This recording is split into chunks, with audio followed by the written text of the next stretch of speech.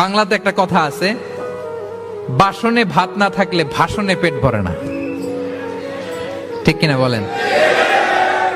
বাসনে ভাত না থাকলে ভাষণে পেট ভরে না, পেটে খেলে পিঠে সয়। এজন্য আপ্যায়ন করানো, খাওয়ানো এটা এমন একটা টেকনিক, আপনি কাউকে আপ্যায়ন করালে মুহূর্তেই তার মনটা, হৃদয়টা আপনার দিকে ঝুঁকে যাবে। সুবহানাল্লাহ পড়েন। যে আল্লাহ বিশ্বাস করে এবং আখিরাতে বিশ্বাস করে সে যেন তার মেহমানকে সম্মান করে। মেহমান আপ্যায়ন করা সুন্নাহ, এটা সুন্নাহ। সে যেন মেহমানকে আপ্যায়ন করে, সম্মান করে। অনেকে মেহমান আসলে অখুশি হয়, বাসায় মেহমান আসছে, হায় রে কত ঝামেলা, আমাদের রিজিক নিয়ে টানাটানি। সে ভাবে যে তার রিজিকে ভাগ বসাতে মেহমান আসছে। আসলে না, মেহমান আল্লাহর পক্ষ থেকে মেহমানের রিজিক নিয়েই আপনার কাছে আসছে। সে আসার ফলে আপনাদের রিজিকে বরকত